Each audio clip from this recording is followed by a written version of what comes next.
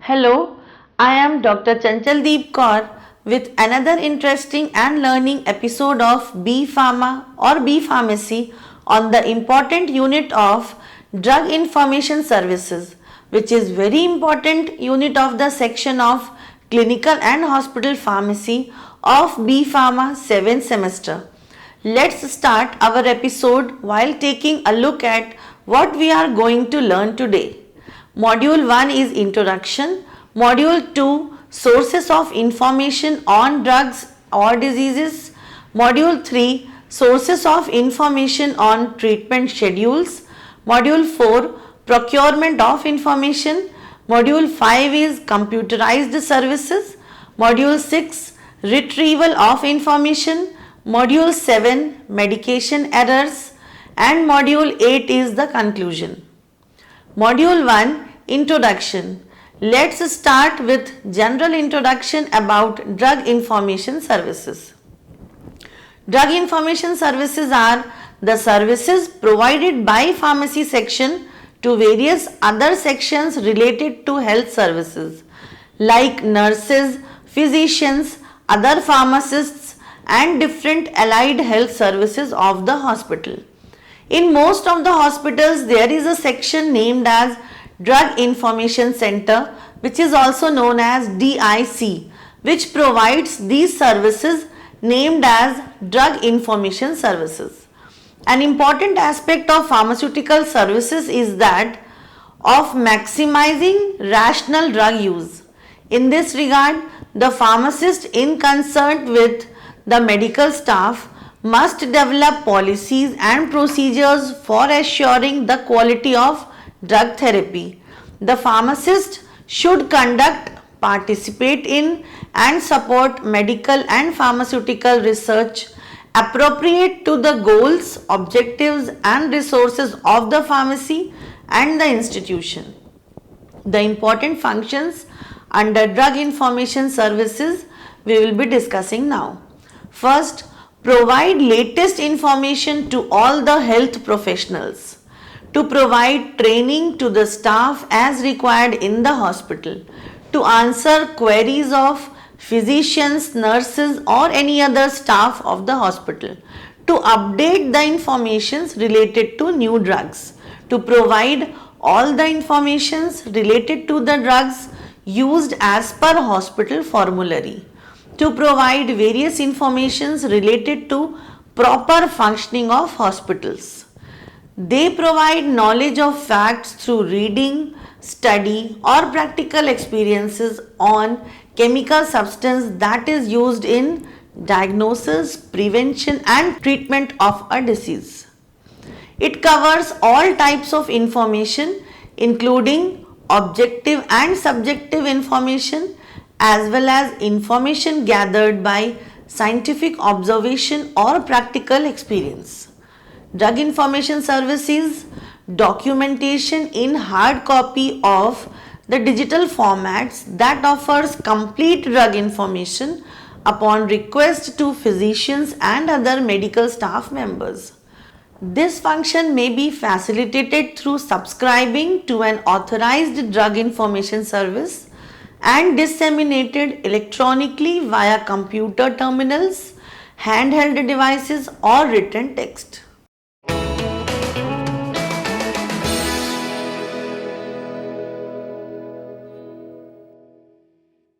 Now we will see module 2, which is sources of information on drugs and diseases. On the basis of originality and proximity, there are various sources by which informations are provided on drugs and diseases. First is primary sources. They are original materials or information on which other research is based. They include journals, periodicals, primary and secondary theses, conferences, reports and patents. Second comes secondary sources. Secondary sources analyzes, evaluates, interprets, repackages, summarizes or reorganizes the information which is reported by researchers in the primary literature. These include review journals, article reviews, textbooks, data compilations, article indexes or databases. Next comes tertiary sources. They represent summaries of or condense information from primary and secondary source. Now we will see the literature related to them. First is primary literature. Primary literature forms the foundation of the literature hierarchy. It is the source of information for the development of secondary and tertiary literature resources.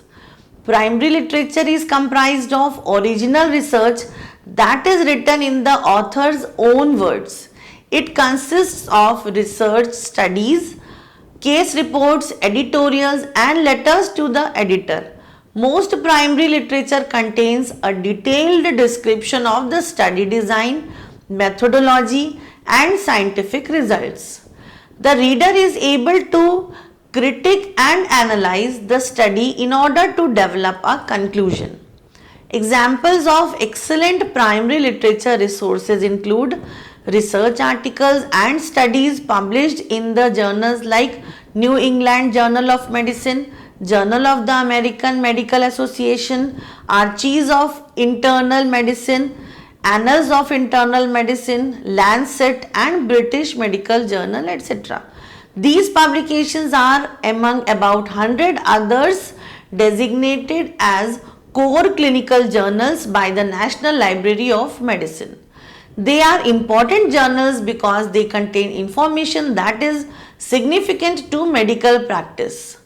The important advantages of primary literature include information from primary literature is current, original and cutting edge. Core clinical journals contain information about patient-oriented, evidence-based medicine that may change or affect patient care. The mnemonic poems patient-oriented evidence that matters is often utilized to define this information and the journals in which it is contained. Many articles undergo review by the author's peers before an article is accepted for publication, thereby incorporating unbiased views and suggestions to improve the quality of the report. This is known as peer review processes. Now we will see the disadvantages of primary literature. With any research report, flaws in study methodology may lead to inaccurate conclusions. For example, utilizing inappropriate statistical analysis may lead one to reach an inappropriate conclusion of the results of a study. In assessing the primary literature, knowledge of scientific methods and statistics is necessary to properly interpret the information. Since the information presented in the primary literature is so new, it may take time before wide acceptance occurs throughout the medical community. Now we will see second, that is secondary literature. The secondary literature is compiled by indexing and abstracting services that can be used to systematically locate various types of published literature. The indexing system usually provides bibliographic information indexed by topic and will allow the user to view a brief description of the information within most citations. Examples of secondary literature databases are PubMed, that is Medline, Embase, National Library of Medicine, Gateway, International Pharmacy Abstracts, Scopus and Toxline. There are many secondary literature databases and each has its own scope, look, feel and features to make it easy for the user to search the database. Now we will see the advantages of secondary literature. They provides quick access to the primary literature, provides a broad scope and a concise information on specific topics. The information is usually current, but it depends on the abstracting service and the specific type of information for which one is looking. Generally, the journal sources are peer reviewed and of a high standard. With most resources, update information can be sent to you periodically, that is weekly or monthly. The main disadvantages of secondary literature are the time period between publication and inclusion, that is lag time into secondary sources, can vary for each database from days to weeks. The number of journals indexed by each system depends upon the scope of the database. Hopefully, they are the journals that you consider important and regularly review. Because a secondary source can encompass such a large amount of information, one must be proficient at sifting through the sources listed on a particular subject to find the exact information one is looking for. To obtain useful information, one must utilize specific search terms and be proficient with a particular database search techniques. Medical databases organize the literature using medical subject headings, which is also known as MESH. Next comes tertiary literature. The information presented in tertiary literature is core knowledge established via primary literature or accepted as standard of practice within the medical community. Drug information contained in the tertiary literature is generally well established information that is approved and accepted by the FDA. That is a FDA labeled indication or well founded in the primary core literature. That is an unlabeled but well documented use for an FDA approved drug. Tertiary references may be of textbooks on various drug or disease topics. Example, pharmacotherapy, compendia, a vast array of information about many drugs such as the physician's desk references or online full text databases. As with any tertiary references, the information should be evaluated for bias. Now comes advantages of tertiary literature. They are very convenient, concise, compact and provides much information needed for a common practice. The examples include encyclopedias, almanacs, fact books, research quick starts, pages, pathfinders. The figure 1 shows that there are 3 sources of information. The important 3 sources are primary sources which give primary literature, secondary sources which give secondary literature and tertiary sources which give tertiary literature. When we see the sources of information, then as far as quantity is concerned, the primary sources or primary literature are highest, then comes secondary literature and after that comes tertiary literature.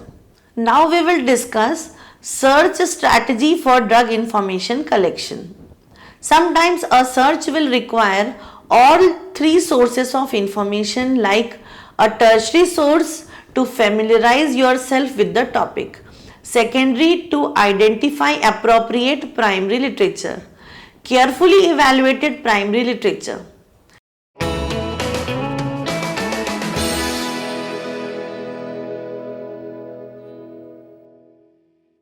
Next, we will be now discussing Module 3, which is Sources of Information on Treatment Schedules. Most important drug information sources and textbooks, drug reference books, drug compendia and journal articles. They do not include many other details such as trade names, physical and chemical properties, identification criteria, standards of purity, and strength, methods of storage and dosage range for therapeutic use. All these are provided by pharmacopoeias and formulary. They are known as drug compendia. Now we will see Drug Information Bulletin, which is also known as DIB. The Drug Information Center produces a Drug Information Bulletin and distributes in the hospital. This DIB contains all the informations necessary for medical and paramedical staff and acts like bridge between information and application in clinical practice. It includes new advancements in medicines, new researches, detailed analytical procedures, abstracts for new developments, etc. The following freely available internet sites are reputable sources of drug and medical information. Free drug and medicine information internet sites are: first is for US Food and Drug Administration, www.fda.gov. Second, for National Guideline Clearing House, guidelines.gov.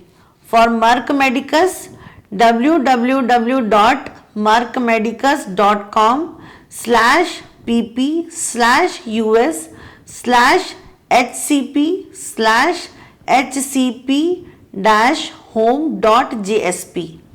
For Best Bets, www.bestbeds.org/bets-introduction.php. For NHS NICE Prescribing Support Center, www.nice.org.uk/mpc. Similarly, for drug and medicine applications for mobile devices, the important websites are: for National Library of Medicine, which is known as NLM. For mobile, it is www.nlm.nih.gov/mobile. For Medscape, it is mobile. For www.medscape.com/public/mobilia-pp. For Unbound Medicine, it is www.unboundmedicine.com. For Skyscape, it is www.skyscape.com/index/home.aspx. Similarly, for imedicalapps.com, it is www.imedicalapps.com/qxmd.com or www.qxmd.com. The sites recommended by the University of Wisconsin School of Medicine and Public Health are www.wisc.edu/education/md/resources/pda mobile-computing-resources/833. The sites recommended by the University of Connecticut Health Center is library.uchc.edu/pda. Dear students, Now we will study in detail about procurement of information and computerized services. This will be in module 4, which is procurement of information.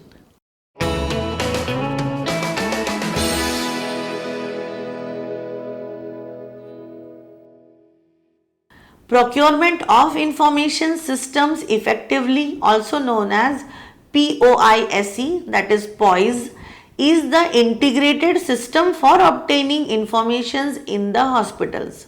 The management of data involves creating, modifying, deleting and adding data in patient files and then generating the reports. Database management system, which is also known as DBMS, includes various types of packages used in various computer systems like DBase 3+, Foxbase Plus. Procurement requirements and sources of information. Below is the link to FTA Circular 4220.1F, which contains the basic procurement requirements. The link is given here. Then below is the link to our Best Practices Procurement Manual, Appendix A1, which lists all the required federal clauses. The link. Below is a link to FTA's Best Practices Procurement Manual, which presents a matrix of which federal clause applies to what type of procurement, that is contraction, A&E, etc. The link is here. Below is a link to FTA's Triennial Review Manual list of required certifications, reports and forms. The link is. Then other required items, FTA's Triennial Review Manual could be seen by this link.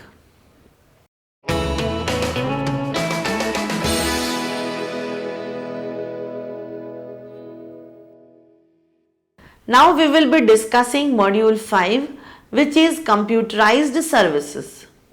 There are various computerized services used for the collection of drug informations. Computers are used in various departments of hospital for drug information, education, evaluation, analysis, medication history and for maintenance of financial records, etc. Functions done in computerized services are maintenance of records. Then second is inventory control, which includes periodic inventory control system and perpetual system.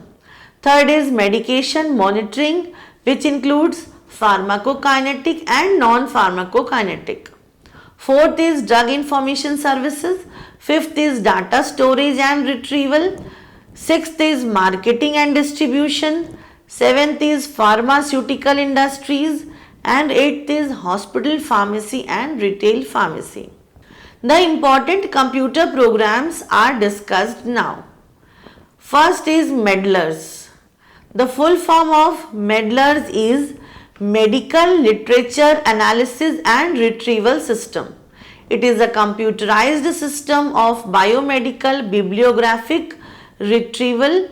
Its online system was named as Medline, MEDLINE, Medline. Medline contains journal citations and abstracts for biomedical literature from around the world. Full form of Medline is Medical Literature Analysis and Retrieval System Online.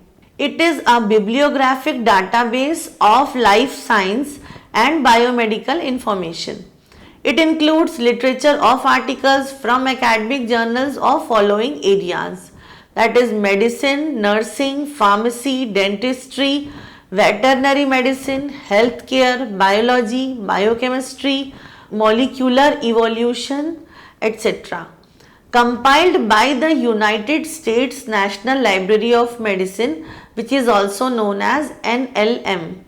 Medline is freely available on internet. PubMed provides free access to Medline and links to full text articles when possible. NLM Technical Bulletin, NLM Announces and PubMed alerts are also present. Medphor, MEDIPHOR is monitoring and evaluation of drug interaction by a pharmacy. Oriented reporting, PAD, pharmacy automated drug interaction screening. Biosys, it is produced by Bioscience Information Service containing various biological abstracts.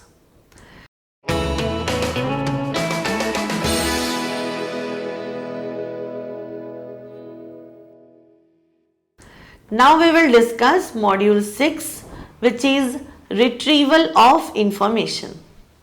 It is the activity of obtaining information resources relevant to an information need from a collection of information resources, which is also known as IR. Searches can be based on metadata or full text. It is also named as IR system, means information retrieval system. These systems are used to reduce information overload. Web search engines are important example of IR systems. The important steps include: the author or user raises a query. The system checks in the stored database related to the query raised. The system gives ranking on the basis of the most suitable match of the query raised. The system displays it to the user. Medline uses medical subject headings, which is also known as MESH, for information retrieval. The steps in creating database for retrieval of information are as below. Specifying the database file structure, that is specifying file name, field type, field width, and second, saving the database structure. Third, entering data into the files as records. Next comes secondary databases, which is also called abstracting. Medline, International Pharmaceutics Abstracts, Academic Search Premier, ISI Web of Knowledge, Biosys, Ovid, EBSCO and Embase. Further, we will study about medication errors.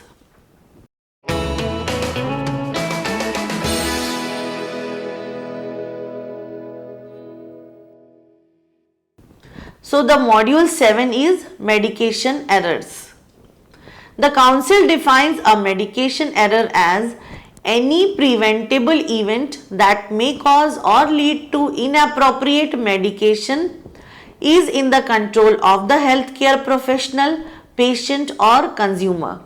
It is related to professional practice, healthcare products, producers and systems, including prescribing, order communication, product labeling, packaging and nomenclature, compounding, dispensing, distribution, administration, education, monitoring and use.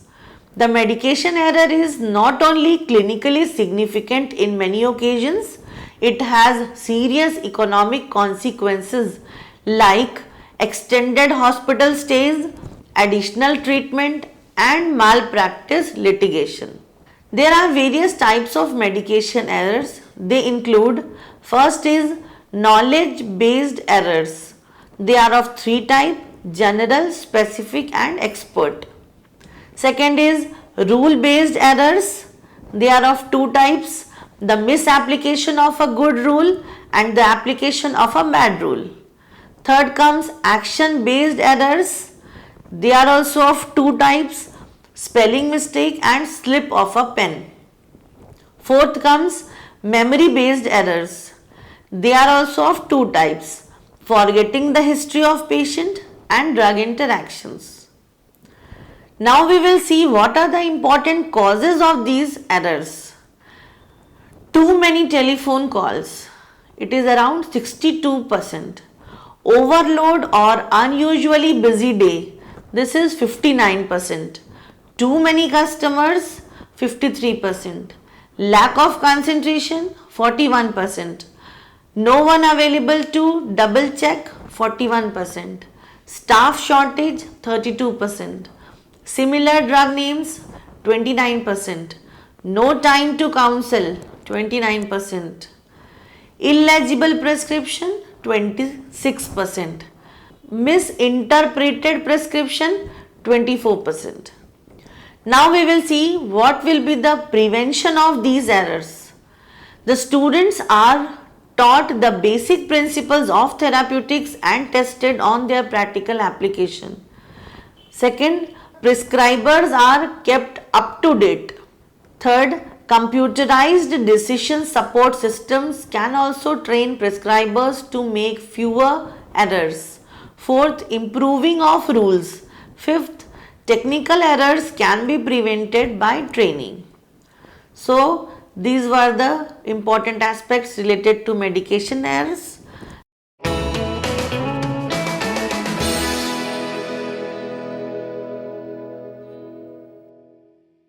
Now we have come to the end and it is module 8, which is conclusion. So dear students, our today's lecture conclusion is Drug Information Center provides drug information services to all the health services professionals like nurses, physicians, other pharmacists and different allied health services of the hospital. We have discussed various sources of obtaining information on drugs, diseases and treatment schedules. Also, we have discussed the way to procure informations using various integrated systems and computerized services, retrieval of information in detail. The topic also gives us detail on medication errors, types, causes and prevention of errors. With all these information here, we come to end of today's lecture. Hope we have understood the details related to drug information services.